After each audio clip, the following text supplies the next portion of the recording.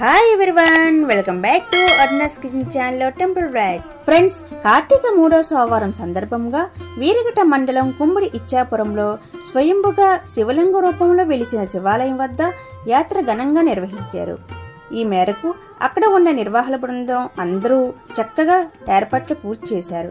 కుమ్మిడి గ్రామంలో చుట్టూ కొండలు, పొలాలు, చుట్టుపక్కల వాతావరణం మనసుకి ఎంతో ఆహ్లాదంగా కలుగుతుందండి. ఈ కుమ్మిడి గ్రామంలో వెలిసిన గోపురం లేని ఎండల మల్లికార్జున స్వామి అంటే ఈ టెంపుల్ కి గోపురం ఉండదండి. 4 వైపులా గోడలు కట్టి ఉంచారు, కానీ పైన మాత్రం గోపురం ఉండదండి. ముందు విఘ్నేశ్వరుడు దర్శనం, తర్వాత లోపల వేప చెట్టు చూసారా, ఈ వేప చెట్టు కింద నుంచి ఇక్కడ ఎండల మల్లేశ్వరుడు వెలిసారన్నమాట.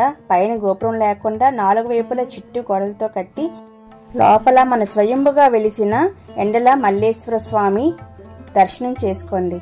ఈ స్వామివారిని దర్శించుకోవడానికి చుట్టుపక్కల పెద్ద ఎత్తున గ్రామాల్లోని, మండలాల్లోని, రాష్ట్రాల్లో ఉన్న వారందరూ కూడా పెద్ద ఎత్తున తరలి వచ్చారండి భక్తులు. ఇక్కడ అన్నదానం కూడా చాలా బాగా నిర్వహించారు. ఉదయం నుంచి సాయంత్రం 5 గంటల వరకు అన్నదానం నిర్వహించారండి. పక్కన పార్వతీ అమ్మవారు, అలాగే సుబ్రహ్మణ్య స్వామి కటండి మనం దీపం పెట్టి పూజలు చేసేటప్పుడు ముందు గంట కొట్టాలటండి, అతనికి తెలుస్తుందట. ఫ్రెండ్స్, శ్రీ ఎండల ఉమామల్లేశ్వర స్వామిని ప్రత్యక్షంగా దర్శించుకోండి.